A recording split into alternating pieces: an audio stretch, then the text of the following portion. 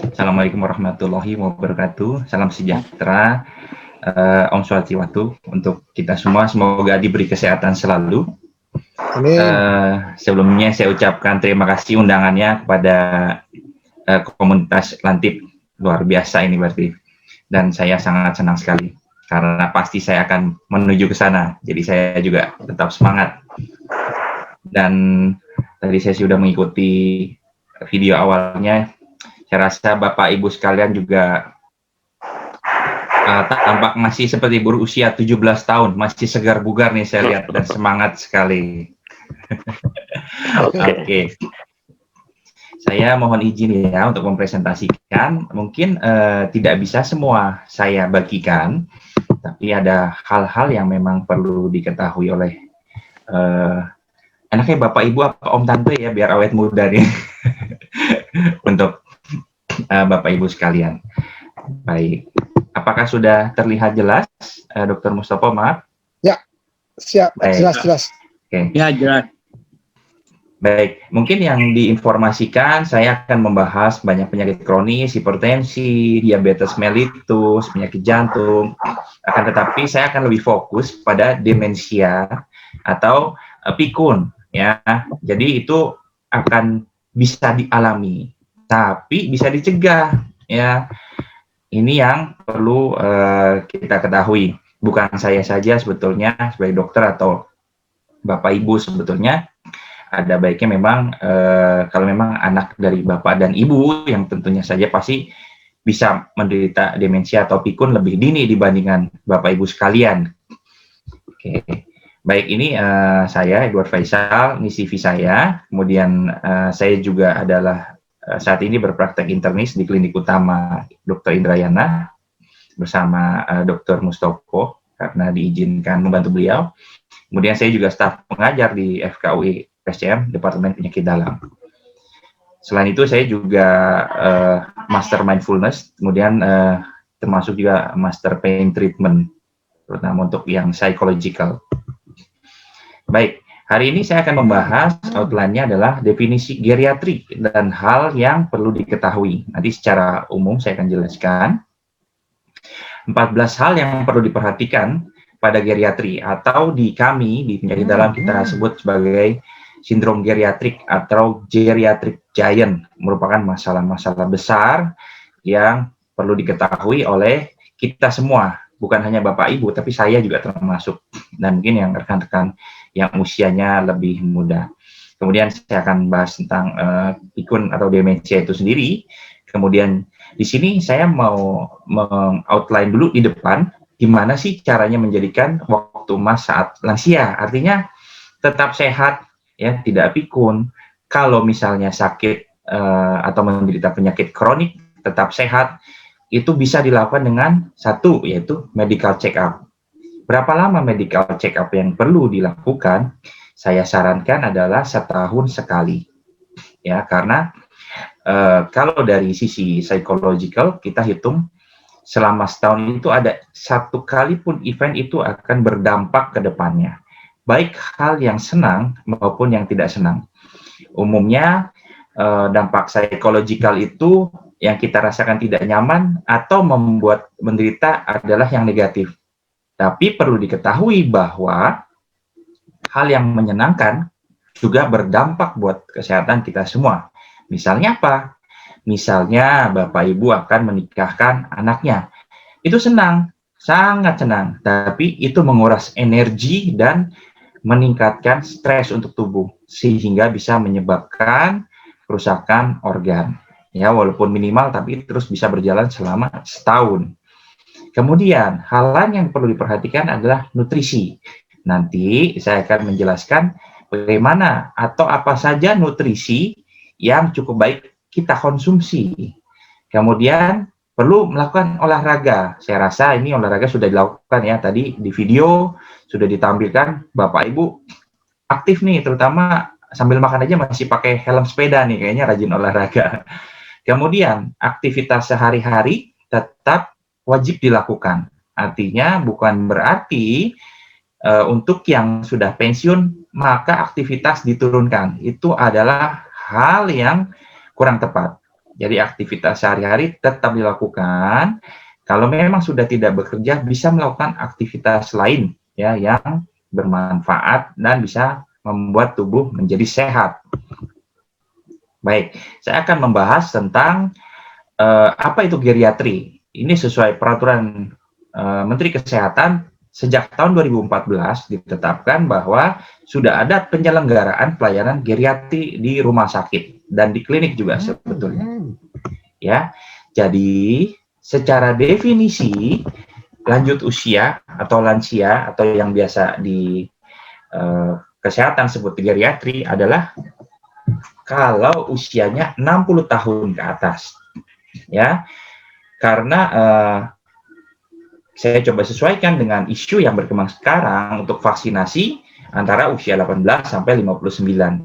Mengapa 60 tahun? Tidak, karena 60 tahun ke atas adalah geriatri. Saya koreksi, bukan tidak divaksin, tapi ditunda vaksinasinya. Ya. Kemudian geriatri itu sendiri adalah cabang ilmu kedokteran yang mempelajari tentang kesehatan pada lanjut usia. Tapi semua aspek diperhatikan. Promosi, kalau seperti saat ini yang kita lakukan adalah promosi. Kemudian pencegahan, ini yang penting sebelum tidak terjadi penyakit. Kemudian diagnosis jika ada keluhan-keluhan tertentu. Kalau memang sudah menderita penyakit atau gangguan tertentu, lakukan pengobatan. Nah, untuk penyakit tertentu yang tidak bisa sembuh dan kronik, maka perlu dilakukan rehabilitasi. Ini semua adalah cabang dari geriatri. Kemudian ada namanya paliatif geriatri. Mungkin belum dikenal di Indonesia, tapi di Australia ini sudah dilakukan. Yang mungkin sudah dikenal bapak-bapak ibu-ibu tentang istilah paliatif adalah jika seseorang sudah mau meninggal. Hal ini kurang tepat. Paliatif adalah mempersiapkan seseorang bukan hanya geriatri, tapi yang menderita penyakit kronis yang tidak bisa sembuh, atau kanker, ya, atau infeksi yang kronis dalam menghadapi hidupnya. Jadi akan meningkatkan kualitas hidup maupun kualitas meninggal. Dalam paliatif itu sangat besar cakupannya, ya. Jadi tergantung dari pasien tersebut. Keinginan pasien maunya bagaimana, baiknya bagaimana, semua itu diatur dalam paliatif. Dan akan dibantu oleh tenaga kesehatan, dokter paliatif, dan perawatnya. Kemudian di sini kita lihat gambar di kanan bawah bahwa ini terjadi perubahan dari tahun 1971 sampai tahun 2019. Kita lihat bahwa di kurvanya itu semakin menggendut bagian bawahnya. Mengapa demikian? Karena penduduk usia lanjut atau lansia pada tahun 2020 diperkirakan mencapai 28,8 juta jiwa atau 11,34%. Jadi ini cukup besar sebetulnya. Mengapa demikian? Karena angka harapan hidup meningkat. Angka harapan hidup di Indonesia itu meningkat sebetulnya. Sudah mencapai 68. Tadinya hanya 62 atau 63. Itu adalah pencerminan bahwa kesehatan orang Indonesia sudah jauh lebih baik dibandingkan sebelumnya. Dan kesadaran untuk hidup sehat juga sudah meningkat. Baik. Ini gambaran dari pusat statistik bahwa 1 dari 4 lansia di Indonesia mengalami sakit. Ini yang ditemukan dari penelitian ya, penelitian epidemiologi. Akan tetapi di sini kita bisa melihat di sudut kanan bawah bahwa walaupun ada yang sakit 1 dari 4 lansia, tapi semakin ke sini cenderung menurun selama 5 tahun terakhir. Mengapa demikian? Karena kesadaran individu untuk sehat itu meningkat. Fasilitas-fasilitas kesehatan semakin meningkat dan semakin modern. Nah, itu juga meningkatkan kualitas hidup lansia sehingga lebih sehat. Kemudian, hal-hal yang perlu diketahui adalah ini penting seperti diketahui. yaitu tentang status fungsional. Ada singkatan ADL, Activity Daily Living. Ini akan selalu dinilai baik kondisi sehat maupun sakit. Ya, apa itu ADL atau status fungsional? Yaitu kemampuan untuk mempertahankan kemandirian. Jadi mandiri itu adalah hal yang penting untuk lansia, ya, dan aktivitas melakukan kegiatan sehari-hari. Apakah bisa mandi sendiri, apakah bisa mengancingkan baju sendiri, ya, apakah bisa ke kamar mandi sendiri atau menyisir rambut sendiri, itu semua ada penilaiannya. Walaupun hal kecil, tapi itu bermakna untuk lansia. Jika misalnya tidak bisa mengancing baju sendiri, itu artinya ada penurunan. Nah, itu perlu menjadi aware tersendiri dan harus segera berkonsultasi ke dokter.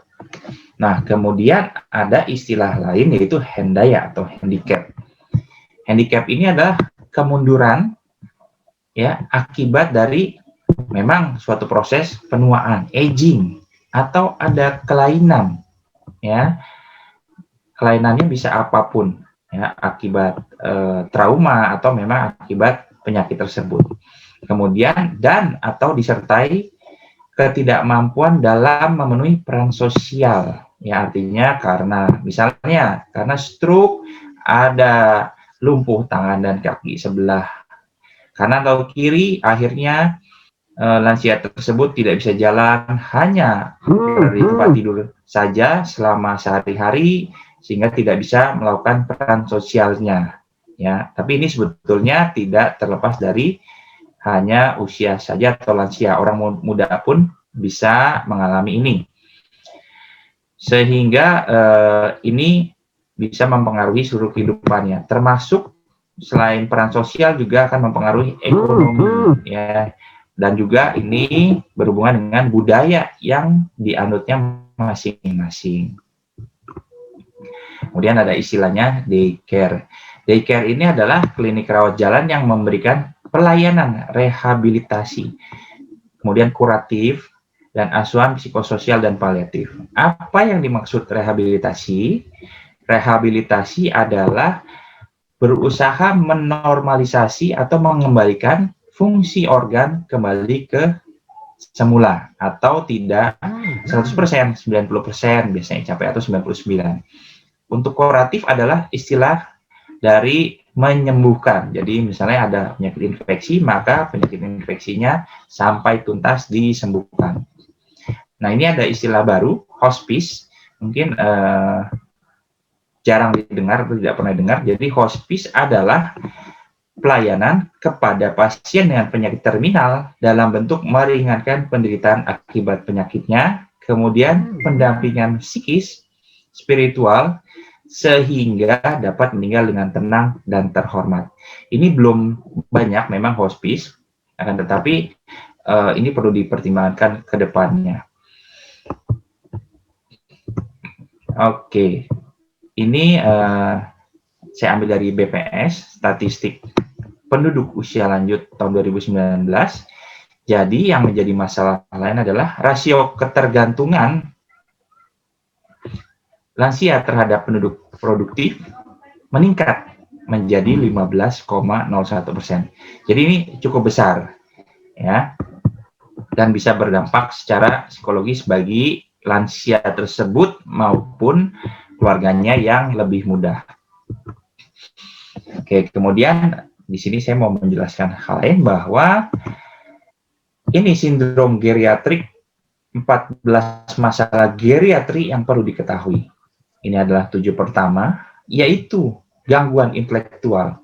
Nah, ini menjadi isu yang sangat penting, ya, terutama pada yang umumnya yang baru selesai mengalami pensiun, ini cepat sekali mengalami gangguan intelektual. Kemudian ada immobility, kurang gerak. Ya, ini menjadi masalah, kurang gerak itu menjadi masalah bagi geriatri karena bisa menyebabkan penyakit lain. Kemudian instabilitas, tidak stabil atau mudah jatuh. Ini juga bisa menyebabkan masalah lainnya, ya. Inkontinens atau inkontinensia. Ini inkontinensia ini beser, buang air besar maupun buang air kecil. Ya, kemudian infeksi. Infeksi tentu saja menjadi perhatian yang sering pada lansia. Mengapa demikian? Karena pada saat lansia mengalami infeksi, respon tubuhnya dalam mengatasi infeksi itu tidak secepat saat tidak lansia. Ya, misalnya peningkatan kadar sel darah putih atau leukosit, dia tidak langsung meningkat. Atau misalnya respon demam, dia tidak langsung demam. Umumnya pada lansia yang mengalami infeksi di awal, yang terjadi adalah nafsu makan yang menurun atau rasa tidak enak makan. Nah, ini sudah harus menjadi suatu perhatian bahwa ini kemungkinan ada suatu infeksi dalam dirinya. Nah, ini perlu berobat ke dokter. Kemudian ada masalah yang berikutnya pada geriatri adalah gangguan penglihatan, gangguan pengecap, gangguan mencium, gangguan komunikasi. Juga ini konvalesen adalah gangguan penyembuhan, jadi lebih lama. Selain itu, integritas kulit juga terganggu. Ya, gangguan ini mudah terjadi pada lansia. Misalnya yang saya jelaskan yang skin integrity, integritas kulit, pada lansia yang tidur saja, itu kita bilang imobilisasi jika lebih dari 3 hari. Dan sering tidur saja atau tirah baring bisa menyebabkan ulkus di daerah penekanan. Ya, akhirnya kulitnya hilang, kemudian terjadi infeksi. Nah, itu kadang-kadang kurang diperhatikan dan perlu menjadi perhatian penting. Kemudian, hal lain yang nomor 7, ini jarang dikeluhkan, tapi bisa membahayakan adalah impaction atau sulit buang air besar. Ini dianggap hal sepele, tapi ini jangan salah, ini bisa menyebabkan komplikasi yang besar, atau malah ini merupakan suatu penyebab atau etiologi dari suatu hal tertentu. Misalnya dari kanker usus, ya, menyebabkan sulit buang air besar. Jadi ini perlu menjadi perhatian penting. Kemudian masalah yang berikutnya adalah isolation. Ini banyak sekali geriatri yang mengisolasi diri sendiri di kamar, hanya berdiam diri, ya, tidak mau dikunjungi anaknya. Mengapa demikian? Mungkin saja terjadi depression. Ya, ini perlu menjadi perhatian.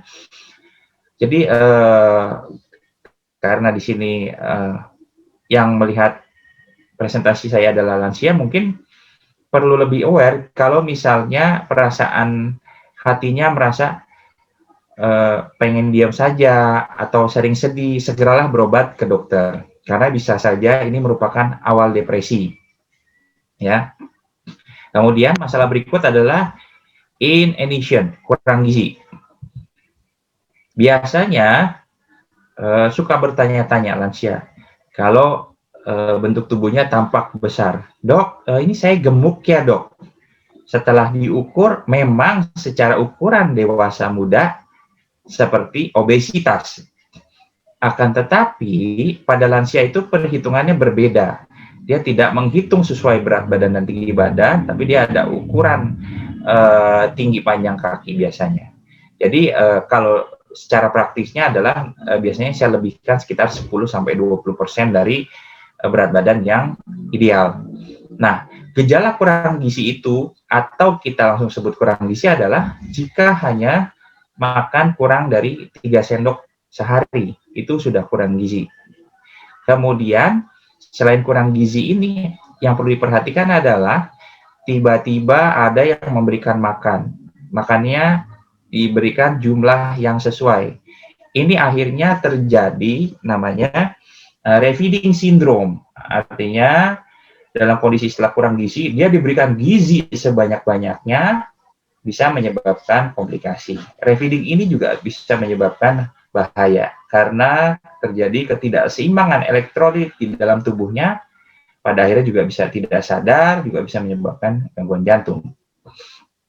Kemudian ada masalah berikutnya, yaitu ini impecunity, tidak punya uang. Umumnya bisa terjadi hal ini karena sudah tidak bekerja, mengandalkan anaknya sendiri. Karena itu, biasa disarankan adalah selain bekerja sudah sejak awal agar mempunyai usaha.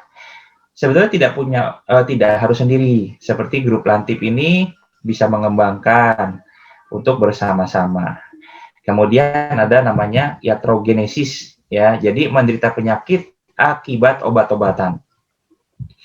Terkait obat-obatan, yang perlu diperhatikan ada istilah namanya polifarmasi. Polifarmasi adalah pemberian lebih dari 5 jenis obat yang diperlukan.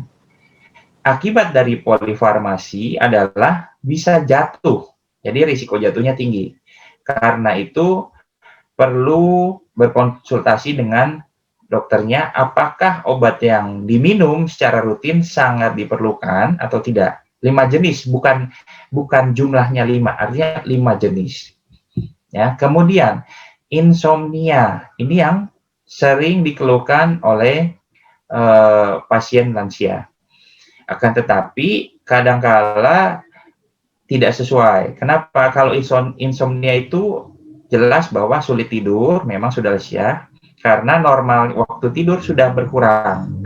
Yang menjadi kunci utama adalah saat bangun tidur, dia tidak segar atau merasa lebih capek.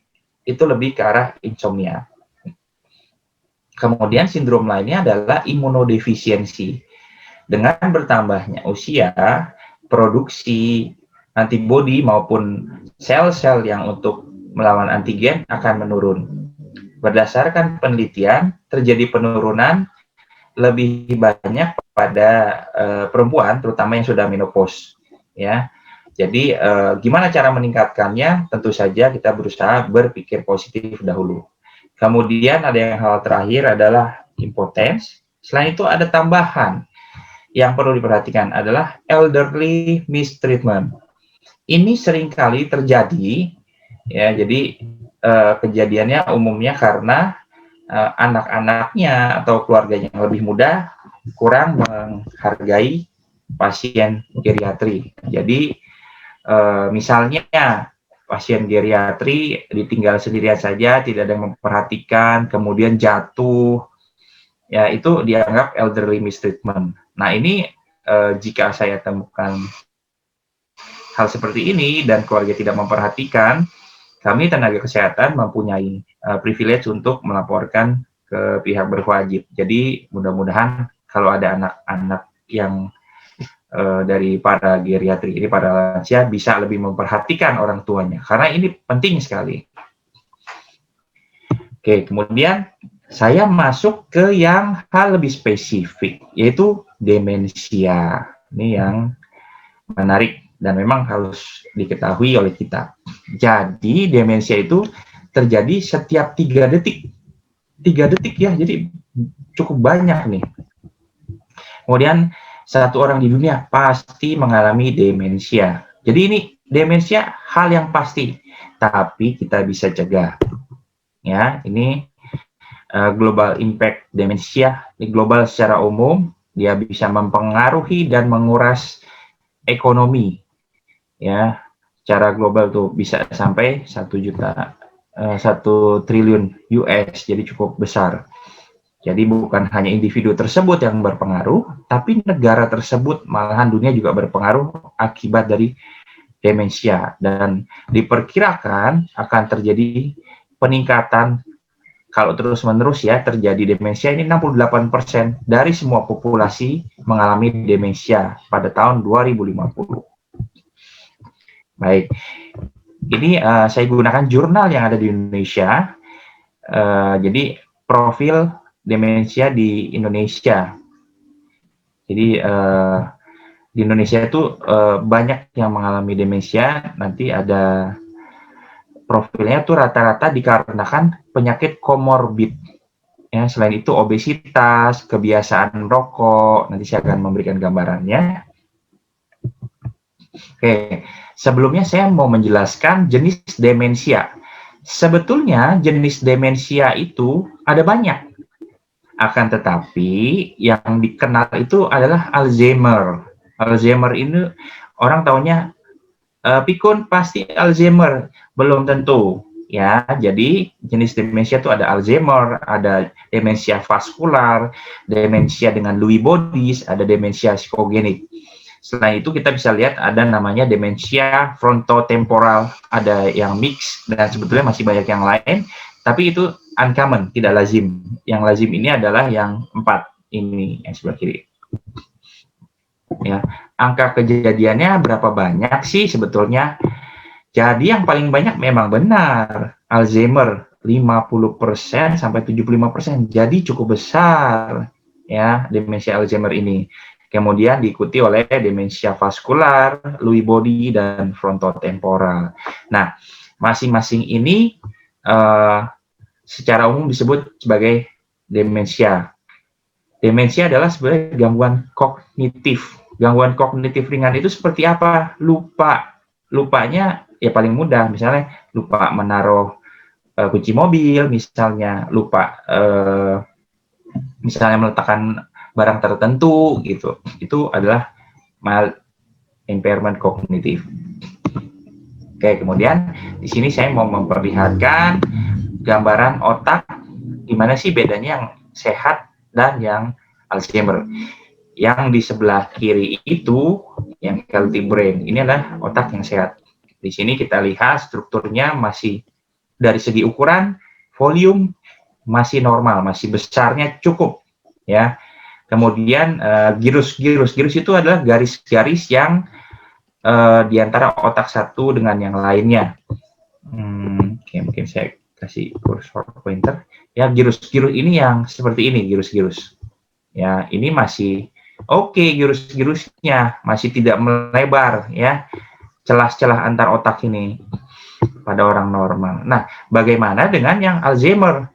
Yang Alzheimer itu dia mengecil, otak ukuran otaknya atrofi, ya. Kemudian girus-girusnya juga bagaimana? Melebar karena sel-sel otaknya mengecil. Sudah banyak yang mati juga, banyak yang berwarna gelap, ya. Kita lihat perbedaannya bahwa yang Alzheimer itu lebih pucat sel otaknya dibandingkan yang normal. Yang sama adalah otak kecil. Ini otak besar ya, cerebellum. Ini cerebrum, sorry. Cerebellum adalah otak kecil. Oke. Kemudian di sini saya mau memberikan gambaran apa bedanya Alzheimer sama demensia. Jadi Alzheimer itu adalah salah satu tipe dari demensia.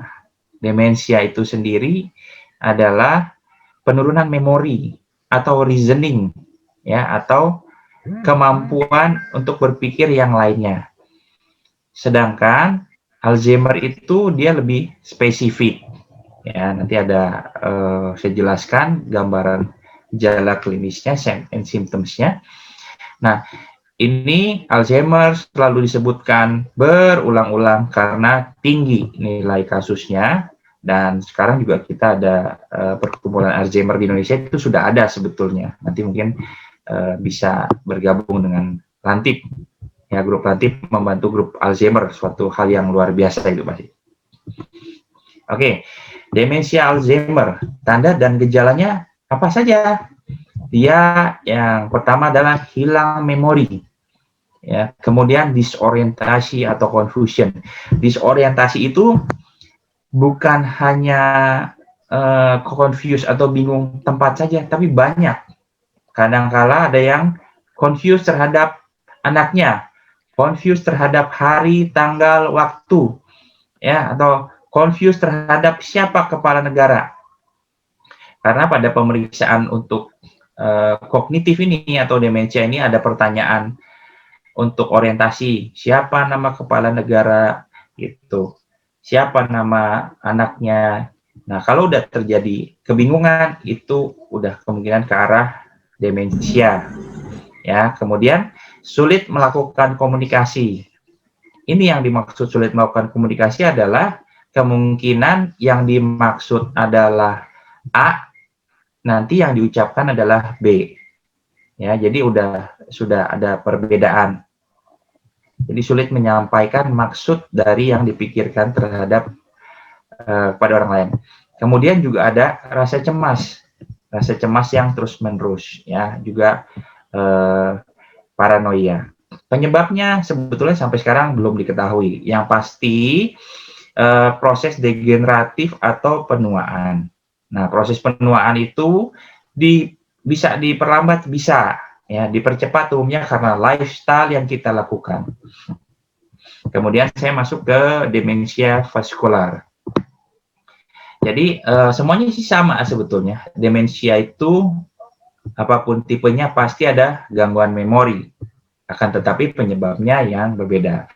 Kalau vaskular, di mana memperdarahi seluruh tubuh, juga sampai ke otak, membawa darah dari seluruh tubuh ke otak. Kalau terjadi infark atau kita biasa taunya stroke, itu akan menyebabkan kerusakan otak.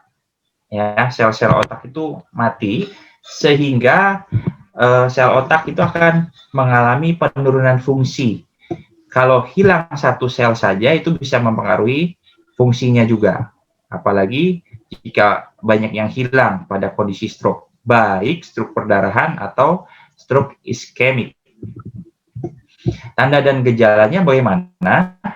Jadi hilang memori itu sudah pasti semua demensia. Nah, di sini adanya gangguan mengambil keputusan yang lebih dominan pada demensia vaskular. Kemudian sulit untuk melakukan perencanaan juga menurun. Perencanaan itu misalnya melakukan rencana misalnya untuk mengorganize ya seperti ini kegiatan ini, tidak bisa mengorganize melakukan webinar atau mengorganize melakukan agenda liburan atau kegiatan lainnya. Kemudian hilang motivasi. Nah, ini harus lebih hati-hati juga dengan gejala depresi awal. Ini masih mungkin kita diagnosis banding dengan depresi awal. Penyebabnya apa? Penyebabnya kalau karena kelainan vaskular tentu saja ada riwayat perdarahan atau iskemik serta gangguan lain yang berada di otak, misalnya tumor, ya. Apakah tumor primer atau tumor yang metastasis atau penyebaran dari tempat lain. Oke, kemudian saya masuk ke demensia Lewy bodies. Ini namanya cukup bagus, Lewy bodies, ya. Tanda dan gejalanya ini agak berbeda dibandingkan yang lain. Dia ada gangguan tidur, ya. Jadi pola tidurnya tidak menentu sebetulnya. Kadang-kadang malah tidak tidur sama sekali. Hilang memori sudah pasti ada pada setiap demensia. Nah, yang menjadi catatan penting adalah halusinasi. Halusinasi ini kadang-kala kalau tidak mengetahui diagnosis ini akan dimasukkan ke gangguan psikotik atau gangguan jiwa. Nah, pada geriatri harus lebih berhati-hati. Jika ada halusinasi, kita pikirkan karena demensia Lewy body. Kemudian moodnya atau kesadarannya ini seringkali berubah. Jadi kadang-kadang diam atau kadang-kadang overactive. Mungkin kalau yang tidak berpikir ke arah gangguan geriatri ini, dia akan berpikir ini gangguan ke arah bipolar atau manic depression, ya. Jadi ini juga perlu diketahui. Penyebabnya apa? Jadi protein Lewy bodies yang normalnya berada di tempat lain, dia berada di susunan syaraf pusat, jadi menyebabkan demensia ini. Ya, jadi di sini yang highlight ini adalah adanya halusinasi. Oke. Apakah demensia atau pikun ini bisa dicegah? Bisa dicegah sejak dini. Caranya bagaimana? Caranya, satu, bagi yang merokok, harap berhenti merokok. Kemudian, berolahraga secara teratur. Umumnya, karena merasa sudah berumur atau lansia, maka kegiatan olahraga dikurangi. Itu adalah hal yang kurang tepat, ya. Olahraga tetap dilakukan. Bagaimana caranya? Olahraga itu 30 sampai 45 menit. Tapi apakah boleh terbagi? Boleh. Jadi kita ubah seperti makan. Misalnya pagi dilakukan 10 menit, ya. Jalan pagi atau naik sepeda statis. Silahkan 10 menit. Siang kalau memang tidak kepanasan silakan lakukan, saya ada sepeda statis di rumah atau treadmill. Sore juga 10 menit. Artinya dosis olahraga itu bisa terbagi. Bukan full melakukan olahraga 30 sampai 45 menit ya. Jadi yang penting dalam sehari totalnya kumulatifnya adalah 30 sampai 45 menit. Kemudian tidur yang cukup. Manfaat tidur yang cukup ini adalah mengembalikan metabolisme ke awal, mereset kembali. Jadi jangan karena merasa sudah lansia dan merasa tidurnya kurang, ya sudah, tidak apa, memang sudah wajar tidak tidur, harap tidak melakukan hal demikian. Karena normalnya manusia tetap butuh tidur agar hormon-hormon pun bisa kembali ke normal.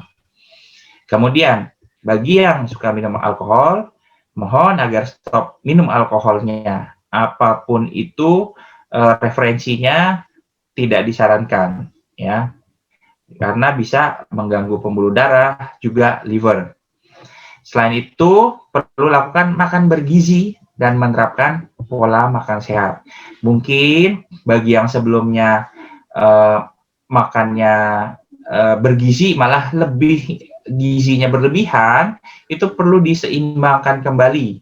Ya, jadi kalau istilah saya ya kita sudah cukup makan sudah sekian tahun, yuk kita jaga makan kita supaya tidak terjadi sakit ya, karena makan yang berlebihan itu walaupun gizinya baik juga bisa menyebabkan radikal bebas yang akibatnya bisa menimbulkan penyakit kronik. Kemudian menjaga berat badan ideal ya, jadi jangan kurus, jangan gemuk, jangan. Kemudian melatih otak secara berkala.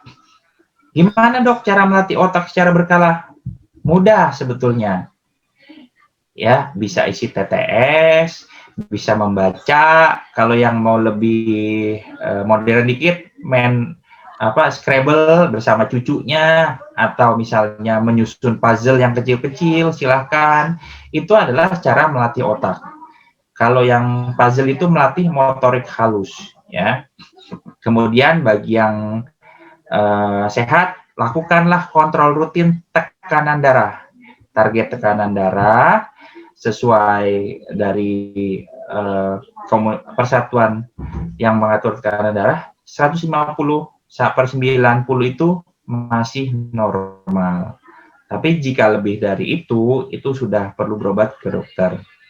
Karena komplikasi tekanan darah itu bisa kemana-mana, mulai dari otak, jantung, ginjal. Ya, kemudian rutin periksa kadar gula darah dan kolesterol. Jika pada lansia yang mengalami diabetes, ini wajib sekali memperhatikan kadar gula darah. Tidak boleh tinggi, tidak boleh rendah. Dan hal yang sering miss adalah sering kejadian hipoglikemi atau gula rendah itu sering sekali terjadi. Pilihannya kalau saya sarankan lebih baik gula tinggi daripada rendah. Karena saat gula rendah itu bisa merusak otak, sel otak lebih mudah rusak. Bisa sampai tidak sadar, dan kalau tidak sadar itu lebih sulit untuk kita sadarkan kembali. Kemudian juga kolesterol tentunya harus diperiksa. Semua ini rutin mengontrol tekanan darah, kadar gula darah, kolesterol ini dengan cara bagaimana? Cara medical check up. Memang idealnya setahun sekali.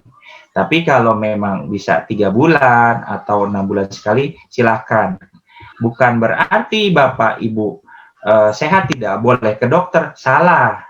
Jadi biasanya saya sarankan pun bagi yang sehat atau misalnya sudah ada penyakit darah tinggi atau kencing manis atau sakit jantung walaupun sudah terkontrol baik dan tidak ada keluhan, saya sarankan tetap kontrol ke dokter. Karena dokter bisa menemukan komplikasi yang terjadi walaupun kecil. Dan dengan kontrol ke dokter, itu Bapak Ibu akan bisa segera ditangani kalau ada kelainan yang walaupun kecil. Selain itu, hal yang menjadi catatan adalah jika mengalami stres, depresi, atau gangguan kecemasan, segeralah konsultasi ke dokter. Tapi memang ini menjadi catatan, tidak semua dokter bisa melakukan konsultasi ini. Karena kebetulan saya penyakit dalam dan mengarah ke psikosomatik paliatif geriatri bisa dilakukan di Klinik Indrayana. Jadi yang bisa melakukan konsultasi itu tidak semua dokter, ya. Ibu bapak mungkin sudah merasakan pergi ke dokter hanya ditanya sakit, kemudian langsung dikasih resep, dilihat pun tidak. Nah itu ibu bapak silakan memilih sendiri dokternya yang mana untuk bisa dikomunikasikan. Kemudian, oke, ini pencegahan lain yang sesuai penelitian. Jadi primary prevention, pencegahan awal Alzheimer di Indonesia. Ini ada penelitiannya. Apa saja yang bisa kita lakukan? Ini cegah diabetes, atau kalau sudah mengalami diabetes, kontrol gula darah. Ya, kenapa? Ini ada nilainya 1.600, 3.600, 4.800. Kalau kita kontrol sejumlah 1.600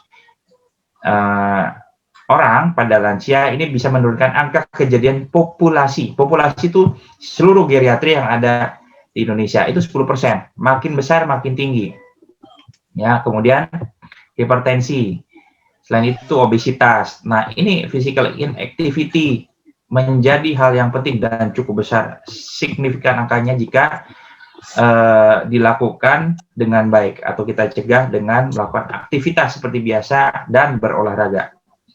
Sini ada depression, smoking, low education, ini mungkin nanti bisa juga dibantu. Selain itu, kombinasi semuanya ini, dari semua kombinasi ini sangat bisa membantu baik diri kita sendiri atau pasien-pasien geriatri, ya, bisa membantu orang lain. Jadi bukan hanya diri sendiri jika melakukan pencegahan ini. Baik, saya akan masuk ke strategi nutrisi sehat. Ini adalah hal mudah lain yang dilakukan dan sering ditanyakan.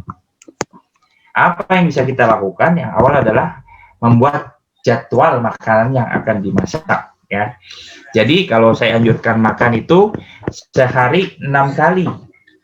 Ya, bukan 2 kali, bukan sekali. Mengapa?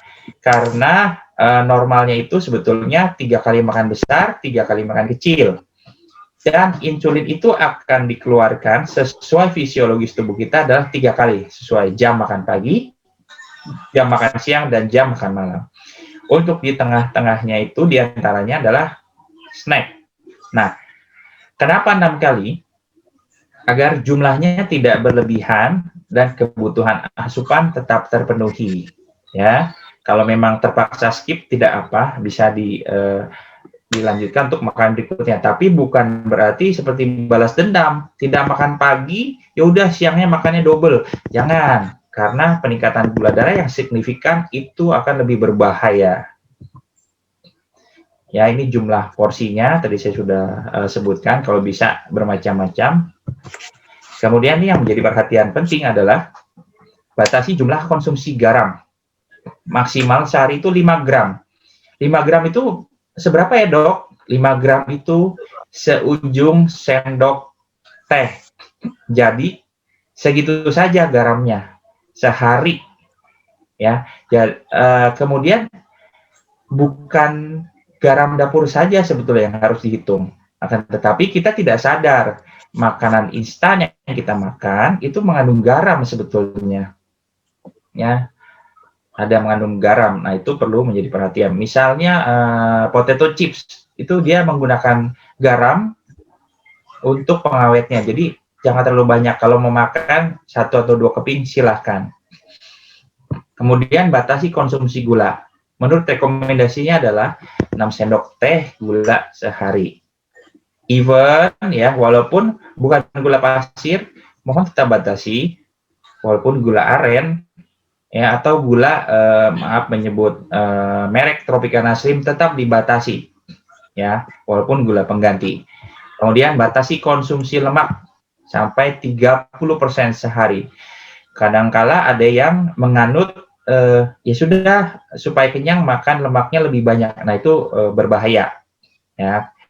Kemudian untuk lemak itu bisa dikurangi dengan cara memasak yang berbeda. Tidak semuanya digoreng, tapi bisa dengan menumis, merebus, mengukus.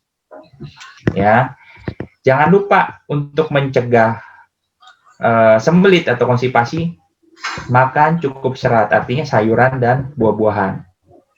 Selain itu, yang sering saya temui adalah sudah lansia ini malas sekali minum. Jadi perlu banyak minum air. Mengapa demikian? Karena air itu bermanfaat untuk metabolisme apapun di dalam tubuh. Ya, selain itu dia akan membawa racun-racun keluar dari tubuh melalui urin. Ya. Selain itu juga kalau kurang air bisa menyebabkan sembelit. Ya. Nah, ini yang enak-enak biasanya Bapak Ibu suka ngopi. Boleh sih, tapi kalau bisa dibatasi segelas sehari, ya. Kemudian kadang-kadang sama anak cucunya minum minuman kemasan, silakan boleh, tapi tolong dibatasi karena itu mengandung pengawet yang mengandung natrium dan juga pemanis buatan.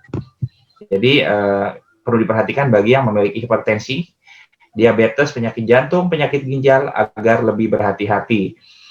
Kalau mau merasakan boleh mencicip silahkan, bukan berarti dilarang 100%. Karena pada dasarnya manusia yang dilarang dia akan berusaha untuk lebih dan itu berbahaya. Ini ada catatan adalah tetap upayakan makan bersama dalam keluarga karena ini bisa menjadi contoh bagi anak-anaknya. Tapi mungkin harus lebih berhati-hati dalam masa pandemi ini. Mungkin dikasih jarak lebih jauh. Di sini saya perlihatkan buah-buahan yang mengandung vitamin dan antioksidan. Jadi antioksidan itu bisa mengurangi proses aging, penuaan ya. Yang paling mudah ini kita dapat nih ada jeruk, ada anggur, ada nanas, ada apel. Di sini mengandung polifenol juga yang cukup baik untuk kesehatan dan mencegah inflamasi atau peradangan. Di sini ada sayur-sayuran yang mengandung serat tinggi. Ya, ini cukup baik. Kemudian, nah untuk mencegah demensia itu juga diperlukan sumber vitamin B, di mana sumber vitamin B ini seringkali digunakan oleh rekan sejawat dari neurologi untuk mengatasi masalah jika ada stroke. Ini kita bisa dapatkan dari kacang-kacangan, apapun itu. Akan tetapi harus berhati-hati bagi yang memiliki penyakit gout atau asam urat tinggi atau mengalami gangguan fungsi ginjal ya karena ini bisa meningkatkan uric acid asam urat. Selain itu ada sumber makanan yang bisa mengontrol kolesterol yaitu serealia atau oat yang sering itu. Tapi mungkin oatmealnya nggak bermasalah. Yang bermasalah itu biasanya teman-teman si oatmealnya. Sering sekali oatmeal dicampur kental manis. Ya, kental manis. Saya bukan bilang susu kental manis karena itu bukan susu, tapi kental manis isinya gula. Jadi harus berhati-hati. Kemudian ada sumber elektrolit yang dibutuhkan oleh tubuh. Ini ada kentang, ubi, singkong. Di sini kaliumnya tinggi, ya dibutuhkan untuk agar fungsi jantungnya baik. Akan tetapi juga berhati-hati pada pasien yang dengan gangguan ginjal, sebaiknya ini dihindari. Ya, karena kalium bisa menahan kalium lebih tinggi bisa mempengaruhi. Jadi sebaiknya tetap perlu konsultasi. Nah, ini sumber protein yang boleh dimakan bebas, telur dan susu. Perlu menjadi perhatian bahwa kuning telur itu tidak mengandung kolesterol tinggi. Jadi silakan dimakan. Dia mengandung banyak vitamin juga. Ya, kemudian juga susu. Oke, sini adalah minuman kesukaan kita semua, ada teh, kopi dan coklat. Di sini mengandung banyak antioksidan ya, selain yang dikandung itu juga ada polifenol. Untuk perlu menjadi perhatian bahwa teh dan kopi ini dia akan meningkatkan jumlah urin kita. Jadi harus kalau memang yang beser sebaiknya dihindari minum sore hari atau malam hari. Sebaiknya diminum pagi hari saja. Baik, dari saya cukup sekian, Dokter.